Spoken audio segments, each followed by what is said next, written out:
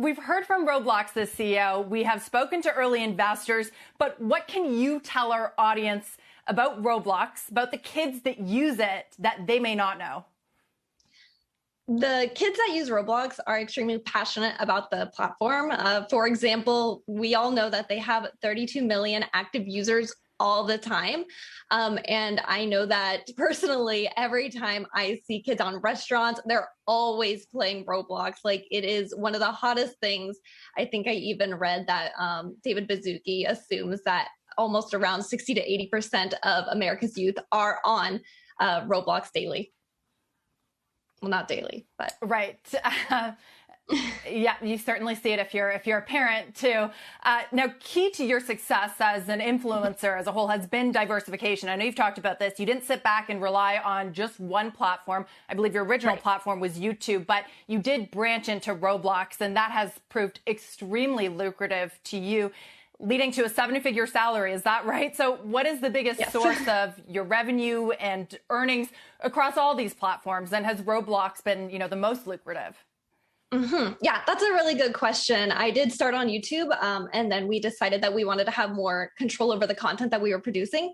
And we thought a really great way to do that is by creating our own games. As we know, Roblox gives us all of the tools and the education factors and the resources to hire amazing developers to create these games. So we went into game development, and we've launched a game. And the game, I would say, is way more lucrative than actual like YouTube CPMs and stuff like that. I think it is quite shocking to a lot of people. And a lot of people don't believe us whenever we say that. But honestly, our game has like millions of unique players. And it's comparatively, it's not a huge game on the platform. So these games that only maybe average like 5,000 to 6,000 players a day concurrent, they're actually doing really big numbers behind the scenes for Roblox and for the developers themselves. So, Megan, tell us about your strategy as an experienced creator. You've got 3.5 million, followers, I guess, on subscribers on YouTube. So steady traffic there. You're into content creation now on Roblox. How important is the Roblox platform going to be for you going forward? Are you going to diversify into creating games outside of that, perhaps on Apple's App Store, on cloud streaming platforms, or is Roblox going to be primary?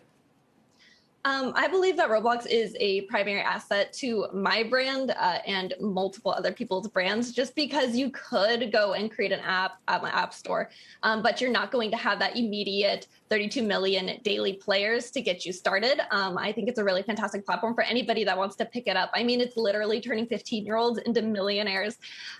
It's crazy. And I don't think that there would ever be such a platform and a Kickstarter, even with my 3.5 million supporters online. I don't think that they would just so easily translate over to a platform like Steam or the App Store or anything like that, because they're on Roblox, they have the app, there's something keeping them entertained there. Roblox provides a lot. And the databases and everything. It's what they provide that I wonder about, because we, in a way, saw this play out with Facebook. When Zynga got started there, Facebook was a great platform because there were so many people on it and there were relatively few games, and some of those social games saw big growth. But then Facebook sort of messed things up for them.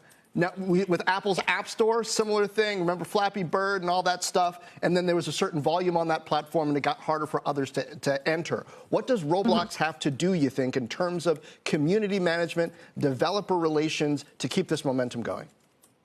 I think that they're already doing it. David Baszucki said himself that he sees, I'm not sure if David Baszucki said it or if it was the keynote, that they are seeing themselves not in competition with, but comparative to Disney, Netflix. They want to be an all-over entertainment platform. Right now, they just have a lot of games.